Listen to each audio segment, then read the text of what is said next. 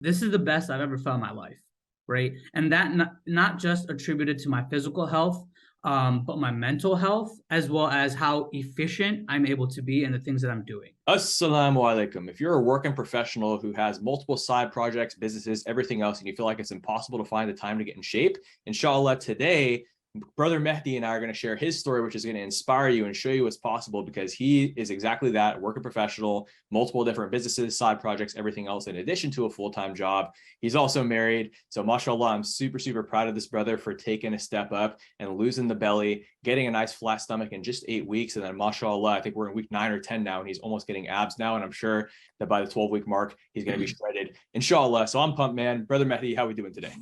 Yo, assalamu alaikum, brother. I'm doing well, man. It's been a busy morning, but it's been a productive morning, and that's kind of what I like to do, and that's where I like to be at. So, Alhamdulillah, alhamdulillah. Well, I know you're busy, so we'll dive right into it. So, usually on these interviews, I like to kind of, share with the audience what you were struggling with before so that people can kind of see themselves in you and get inspired to be committed and take action just like you. So, what were you struggling with as far as like time management, nutrition, exercise, all that stuff prior to us starting? What was your story? yeah, absolutely. So when I started this program, I was actually like a sales engineer. I was actually on the road pretty frequently for that job. So about 2 to 3 times a week, I would have to travel by car, visiting different customers.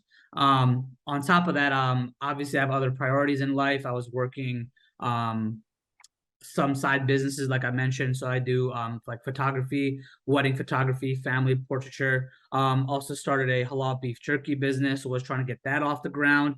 And on top of that, obviously, right, I'm a Muslim, right? So I'm trying to stay on top of like my salah, as well as like my furthering my education when it comes to that. So I also take like Arabic grammar classes twice a week in Philadelphia, which is about an hour away. So really, like what you mentioned, the first thing was time management, right? Trying to figure out, okay, how can I do all these things? And then at the same time, make sure that I'm eating properly, but also make sure I'm staying fit. And for me, the constraint that I had in my life wasn't a desire to learn, but it was more so a time constraint.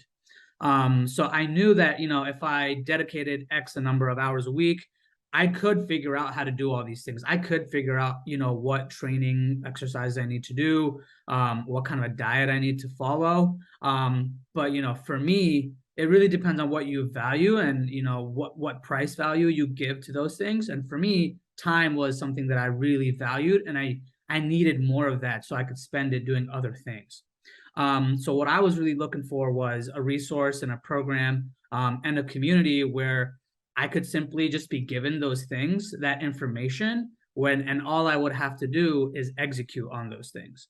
Alhamdulillah, being 9 or 10 weeks into the program, that's exactly what I was able to get. Alhamdulillah. And on top of that, not only did I get those things, but along the way, I also learned the whys behind those things and how and why these strategies and methods are working, which obviously also enhances my knowledge for after the fact, like, once I'm done the program, so I can continue and make these solutions that we've developed together a permanent solution for the future.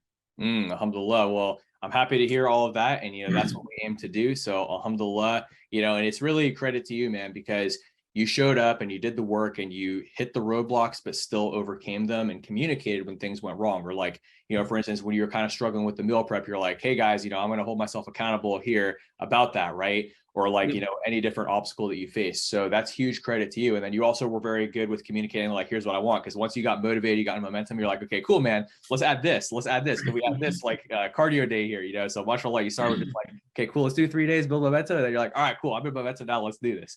So but yeah, mashallah. And even before we added the cardio days, I mean, you started crushing it. Like the belly was the first thing to go, mashallah. So that was really good to see. But yeah, man, no, it's always super inspirational to work with brothers like you. So, now that you've been able to get in really good shape and, feel good about your body and everything, how has this changed things for you, whether it's just in like, physical confidence or whether it's across other areas of life? Yeah, absolutely. So if I'm being completely transparent, I've worked with other coaches in the past. I've done, stuff on my own as well too. That's why I was mentioning, like, a lot of stuff that's in the program, it's not like revolutionary knowledge, right? Like everybody kind of knows how to be in shape, right? Like be in a calorie deficit, like exercise, eat healthy, blah, blah, blah. You'll get to that point.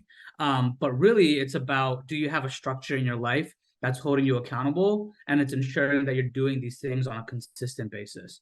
So we're just working backwards. So when it comes to the nutrition side of things, I feel like I tried meal prepping before, but I feel like I was going about it the wrong way. I was really focused on like one meal, and I was like, okay, well, this is how many calories it needs to be, blah blah blah, as opposed to taking more of like a bigger picture approach, and thinking, okay, like for the week, right? Like this is how much food I need. And I really struggled with meal prep before because I failed to think on that scale, and I was just like, this is too tedious. Like I can't do it. Whereas now it's a lot more simple because I'm like, okay, like this is how many calories I need to eat. So this means like I need to have X ounces of protein. And if I want to split that across 4 meals, like I need 2 pounds of salmon or whatever, right? I can just go to the grocery store, buy 2 bags of salmon, and then after I cook it, I just divide that up into 4 equal bags, right? There's no like measuring and stuff like that, like I have to figure out, which I was trying to do in the past. So it really simplified the process. And that was very eye-opening for me. It's to the point now where it's like in the beginning, I had to really sit down and plan out like my meals on Sundays. Like, okay, I'm gonna have this much of this and this much of that. Whereas now I kind of already have an idea of what that's supposed to look like. So I just go to the grocery store and I know how much I need of everything. I kind of just, pick it up, come home and prepare it, and voila, like I have everything I need, and I don't really have to think too much about it.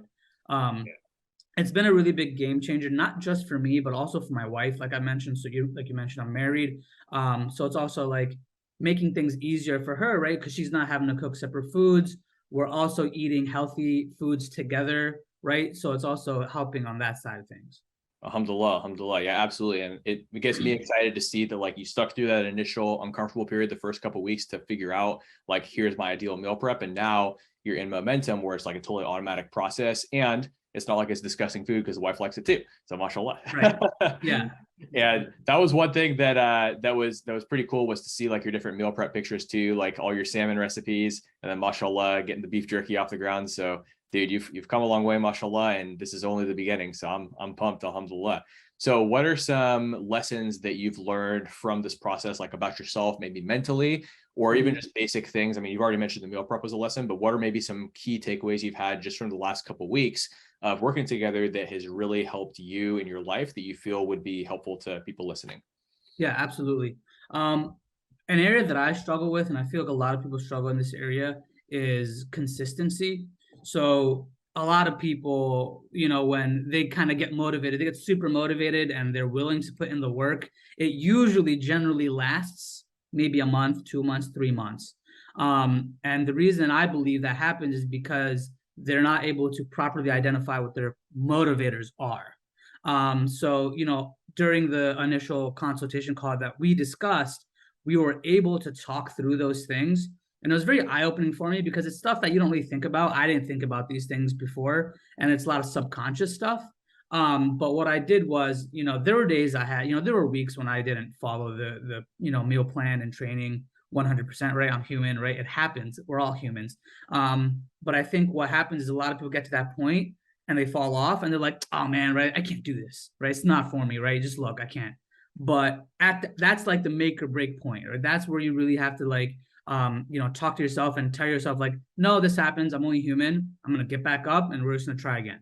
And because we were able to identify what those motivators are, I was able to leverage those and use that to really boost my confidence, as well as my ability to be able to keep doing it, even though I didn't necessarily want to. There were some weeks where maybe I had 2 cheat meals instead of one, right? I very easily could have been like, okay, I can't do a diet plan, like I'm done, screw this. But it's like, okay, it's fine, whatever. Next week, Sunday rolls around, I'm still meal prepping for next week. Whatever happened in the past, it's in the past. Let's focus on how we can be better for the future. Oh, 100%, man. That's the mindset that's required, where it's kind of like, and that's a big thing. Like a lot of people kind of self-sabotage if things go wrong. So that's why it's such a key part of the process is to have that conversation on the front end before starting this journey, and then be accountable to that and just have the right mindset around failure, where it's like, hey, you know what? Failure is an action, not an identity. And so just because I failed once, I'm probably going to fail again. I'm guaranteed to fail again, but that doesn't make me a failure as an identity. It means I have the opportunity to get up tomorrow and learn some lessons and problem solve. And obviously just, you know, we want to be able to support you in that journey. And alhamdulillah, we've been able to do so. And the thing too is it makes me think a lot about Islam, right? Because in Islam, Allah has created us to be flawed creatures who are going to sin, right? He's created a perfect religion, but he's created flawed, you know, people, right? And so we try our best to strive for the standard of perfection, but we are not expected to hit that standard. We're just expected to try our best. And when we try our best and our best wasn't good enough, there's hadiths about this, but like, I'll just give the principle and then I'll go with the hadiths. But like the principle is when we do our best, but we still fall short of what is required, Allah doesn't tell us, okay, go wallow in despair and like be depressed and give up, right? That's what shaitan tells you. Right. But Allah tells you to do is, you know, tawbah, ask for forgiveness, and then figure out how to do even better than your previous best. And that's a life lesson that I think applies to all areas. It applies to business 100%. Like with your beef jerky business, okay, alhamdulillah, you're kicked off really fast. So guys, make sure to check out Laziz Beef Jerky. I'll pop it in the link here. You know, definitely a great company. I highly endorse, alhamdulillah. But what I'll say too, though, is like, you know, let's say that you failed, or let's say, I mean, you fail at anything in life, you got to be able to get back up. Next day is a new day. Next second's a new second. Bounce back instead of wallowing in despair, give up for weeks, months, years on end, wake up 20 years later, 50 more pounds overweight and just feeling depressed because you gave up on yourself too early because you let shaitan whisper to you. Same people who fall off with their deen, they say, I'm too bad to ask for forgiveness. I'm too bad to pray, etc. Where it's like, hey, you know what? Maybe you missed a prayer. You shouldn't have missed that prayer, but that's okay. You were doing your best. And even if you weren't doing your best, do your best next time, but let's problem solve. Okay, cool. Maybe I should have had a prayer rug with me and water with me, or maybe I should have time managed better, or maybe I should have blocked my prayers into my calendar for the day or set an alarm on my phone. Just little things like that. And then same thing with nutrition, workouts, all that stuff. So absolutely. Anyways, I don't want to go on too long of a tangent, but you guys get the idea. And the last thing I just want to say on that point before I let you talk again, sorry, is that there's a whole hadith that the stronger believer is more beloved to Allah than the weaker believer, but there's good in both of them. And when calamity befalls you, don't say, if only I did it this way, and say, you know what, that's the qadr of Allah, and then move on, right? So that hadith, you know, it applies to that same thing where it's like, okay, cool, I had 2 cheat meals this week. You know, I had some of my mom's biryani Wednesday night, but I was supposed to wait till Saturday night to have it. But you know what? That's okay, because Thursday morning I've got all these calories in my system. I'm going to get a sick pump and then go back to my clean eating. And also, you know, I feel really bloated after that biryani, so now I'm motivated to eat clean. So again, just want to go on that tangent. So yeah, no, absolutely. That's a great point that you mentioned. Kind of tying it back to the accountability aspect of it. You know, when you're trying to make lifestyle changes, this is what I've noticed, and you know, for me, is when you try to make lifestyle changes, when I try to make lifestyle changes in isolation, it becomes really difficult, because then what it is it's just a mental battle between you and yourself. And it's really easy to convince yourself to not keep doing these things that you know are good for you, right? Like going to the gym, eating healthy. And the thing is, like, if you don't do it, nobody else knows, right? So that's why it's so easy, right?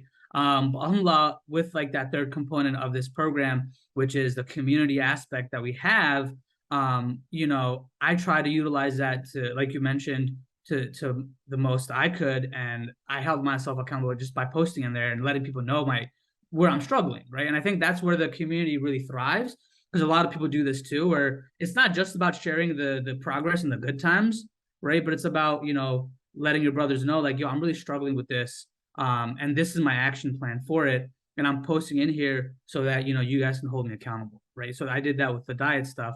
You know, one week I failed to meal prep, and that's what, you know, led to me not eating properly. So I made sure to post in there and let everybody know. I was like, yo, listen, I screwed up, but it's okay. I'm going to bounce back. And, you know, I have to post a picture in here as proof, right? And that's just another, obviously there's that internal accountability, but that just adds another support system. I was like, okay, I got to do this because I told them I would. Right. So at the end of the day, like, you have to really leverage all the tools that you have in order for you to be consistent. And that's okay to do so. A lot of people think that you have to do it yourself. You don't. You have that community, so utilize it and, you know, use all the tools that you have at your disposal. Absolutely, 100%. And, you know, it's a powerful principle. You know, it applies in multiple areas. So quick tangent, like, let's say you're struggling with your iman, surround yourself with good Muslims. Go to Fajr at the masjid, or if you can't make Fajr, you know, go to Isha or Dhuhr, or whatever prayer you can make, and you'll be around other Muslims who hold themselves to a high standard where the norm is, you know, much greater. Like, for instance, I missed a couple weeks of Fajr at the masjid. I go and the sheikh's like, where you been, man? And I was like, oh man, he's holding me to this standard, right? As opposed, because like everybody else is like, oh, mashallah, you make it to Fajr at the masjid. I'm like, yeah, I'm cool. I go to the masjid, the sheikh's like, bro, I haven't seen you in like 3 weeks. weeks, man. Where you been? That's my standard. I'm here at Fudger every day leading the prayer. Where you been? Or like, you know, so I like that, because surrounding yourself with winners who are successful, who are crushing it, who are making things happen. And alhamdulillah, you know, with the mastermind that we have, it's just on another level with the type of guys that we have in there, including yourself. So, you know, alhamdulillah.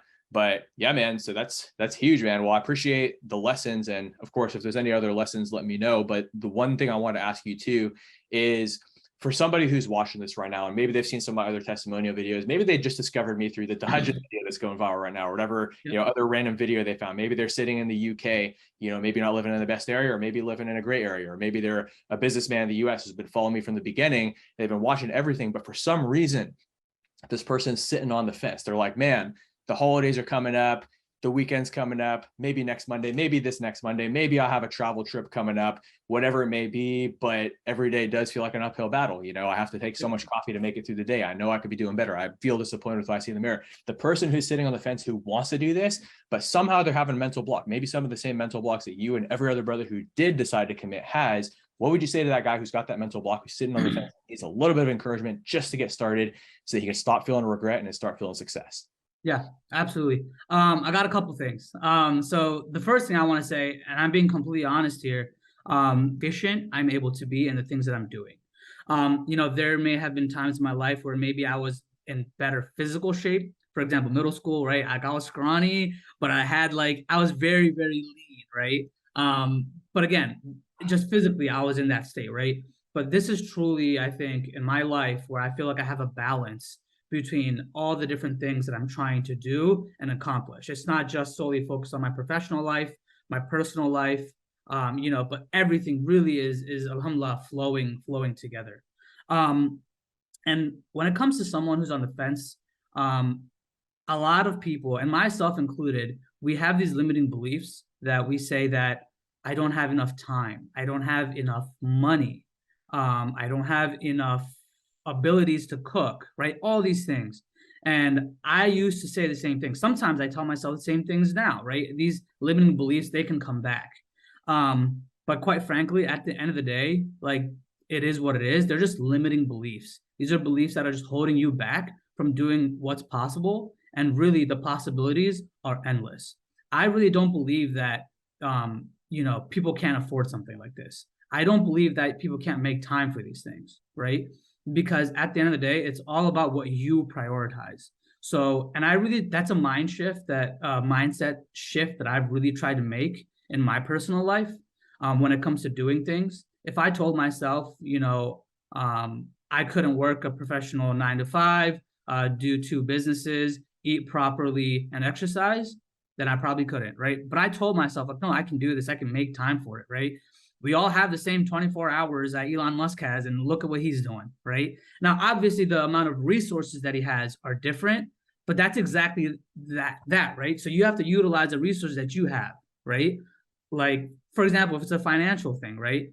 If I told you that you could buy a Ferrari for $5,000 right now, cash, but you could only do it at the offers available for the next, you know, 2 days, I'm sure I'd figure out a way to get $5,000.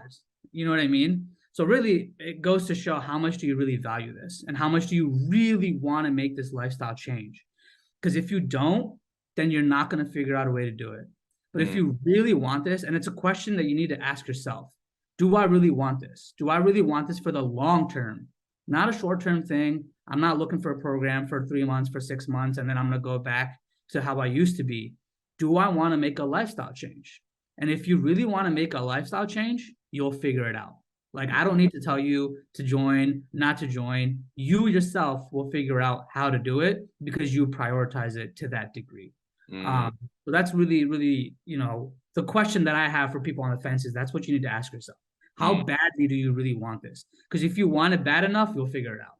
100%. And I think that's why the conversation about like, what are your core drivers is so important to have on the front end, because it's going to make you show up more powerfully to the program and everything. Because like, let's say that your core value is, okay, I'm doing XYZ every single day and I'm so busy and blah, blah, blah. And I don't have time, energy, whatever. Okay, great. Well, that's the reason why you should do this, because you're going to have more energy, which means you're going to get things done more efficiently, which means you're going to have more time. Plus, we're going to optimize your lifestyle and your time, right? So just Yeah. being able to make that shift in values and, again, understand what's truly important. Or let's say, oh, I'm a family man, I don't have time. It's selfish to be in shape. Okay, well, how's that belief serving you? Is it selfish to be so tired that you can't even play with your kids and be present role model? Because that's another reason why you should do this, so that you can have the energy to be present and positive with your family, because your family doesn't just need your money and low quality time. Your family needs you to obviously still be a producer at work and produce even better, but then show up to home not so tired and drained from your day, but with extra energy and stamina, so excited to see your family, so present, positive, because you've been productive all day, because your energy is optimized, because you take care of your health. Then now you spend quality time with your family, and because you're more productive at work, you have more quantity of time with your family too. Plus, you're a good role model because you look good, you feel like a champ, you're proud of yourself, and your kids are proud to show you off to their friends, as opposed to there's dad with his belly all tired eating biryani, as opposed to, hey, there's dad eating the healthy recipe that they have for biryani, which, by the way, I'm your kid and I enjoy how it tastes too, because guess what? The recipe tastes good for the family too. And guess what? The whole family's healthy and they look up to you and everything's a better synergy. This is the shift in mindset that we need. And instead of having a bad taste in your mouth, like maybe you tried keto and you felt like, not so good, you felt tired, all that stuff, you had to miss out on your favorite foods. This is not keto. Okay. This is healthy biryani that helps you lose weight. And like, so it's the pathway that we use in addition to just the results that you're going to get, inshallah, that makes all the difference and allows you to align your priorities. So, absolutely. Brother Mahdi, I know that you probably got to run, but are there any last closing thoughts that you want to share with the audience before I sign off today? Yeah. So last thing, right? If you really look at the demographics and the percentages when it comes to these things, the percentage of people who are fit mentally, physically, have time and energy to do all these things, let's just say they're the 10%. Right? Let's just say 10% of people are able to live like this, other 90% are not, right? So if you want to become part of that 10%, you can't keep doing what the other 90% are doing, right? You can't go and ask the 90%, oh, hey, should I do this? Because they themselves are not part of that 10%, right? And that's that shift that you have to have, is that if I want to see these lifestyle changes, can I really keep doing what I'm doing? It's like an endless rat race, right? You keep doing the same thing over and over again, and you expect something to change. You expect different results. And that's what 90% of the population is doing. But if you really want to see those changes, you got to become like the 10%. You got to be willing to take those steps, do these things. As human beings, right, we like to go towards people that are doing similar things, right, where we're comfortable, right? But you look at the 10%, they're doing stuff that's very uncommon and uncomfortable, but that's why they are where they are, right? So at the end of the day, it's about how badly do you want it? How badly do you really want to make these changes in your life? And if you do, you will figure it out. 100%. And that is really the biggest thing, is that average people, I mean, you look at the average person, they're super overweight. The average person only makes like what, 30K a year or something like that here in the US, right? Or less if you're coming from somewhere else, right? You look at average people, and there's nothing like wrong with average people as far as like there's nothing morally wrong, inferior in the eyes of Allah. No, I mean, actually the poor go to heaven first. Now, that being said though, in the hadith, or at least I heard this in a khutbah, right? The poor go to heaven first, but then they come back and bring the rich who fed them. So if you're rich, obviously feed the poor. I mean, that's part of Islam regardless. So it's not like you're going to go to heaven late if you're rich, because if you fed the poor, you get to go to heaven early too. So again, the point is there's nothing morally wrong with being poor, unless it's because you're lazy. Because if you're being so lazy and that's the reason why you're broke, then there is something wrong with that, because that's not Islamic, and it's your duty to bring the gifts Allah has given you to this world and produce as much as you can. We're all about building a big business. But I can't remember the whole tangent point I was trying to make with this. But again, the point is like, be the best version of yourself. Oh yeah, I was about not being average. So like, don't be an average person, because the average person is achieving, like the average person gets divorced. You look at the divorce rate in the US, it's like 51%. Now, I don't know if that's across, including the secular community too, but the point is the average person is overweight, broke, makes 30K a year, all that stuff. If you want to make, multiple 6 figures, multiple 7 figures, if you want to have a 6-pack, or even just not be overweight, not have diabetes, all that stuff, not have blood pressure issues, not die 10 years earlier than you could, which means you missed 10 years of doing good deeds and getting barakah and being there for your family, let alone if you get like these health issues, you're going to be in doctor visits for a long time and burden your family, right? Don't be like these average people who underproduce, who are overweight, who are so poor to their family as far as how they show up that they get divorced and have estranged children. Again, I'm not saying that's you, but I'm just saying that's the average person. Instead, be a high achiever. Be that person who's a 10 or at least an 8 in all areas of life. Deen, finances, family, fitness. And guess what? That's all possible with the right structure. So that's what we want to give you, inshallah. But anyways, guys, we got to run. Mehdi's got other things to do, and he's busy. So I appreciate you spending the time. And for anybody who is interested in seeing how we can get you results like this, inshallah, as you know, Mehdi's got his hand in multiple different pots. And as you can see, he's a very motivational individual. So he's actually coming onto our team for just a couple hours a week and doing motivation coaching for our clients, and also helping me handle some consultations, because sometimes it's cool to have a consultation with me because like I'm the owner of the Modern Muslim Man Coaching Program, and obviously like the head coach, other than our brother Coach Yusuf, of course, my head coach inside of the program. But sometimes it's cool to hear from a fellow client or somebody who's been on kind of your same side of the fence, so to speak, who's gone through that journey too recently over the last 10 weeks, mashallah, and just hear firsthand his experience. So he's taken a couple consultations, like 2 or 3 consultations, I think 2 or 3 days a week. So I think there's like 4 to 9 spots total per week, depending on like how his schedule looks that week. So jazakallah khair, I appreciate you taking the time to do those and do this interview. And if you want to talk to brother Mahdi, if you're watching on YouTube, I'll drop a link below. But if you're watching on Instagram, just send a DM with the word Mahdi or consultation or whatever word you want to send, and we'll send you the details. Or just let us know a little bit about yourself in the comments or in a DM, and from there we'll shoot you over all the info as well as the booking link and application. And if it's a good fit, we can get you on a call, and Mahdi can tell you about his experience. And if you want to move forward, get results like this as well, inshallah, then we're excited to have you as part of the family. All right. Yes, sir. All right, guys. Jazakallah khair, brother Mahdi, and everybody. I'll see you soon. Assalamu alaikum. Wa alaikum salam.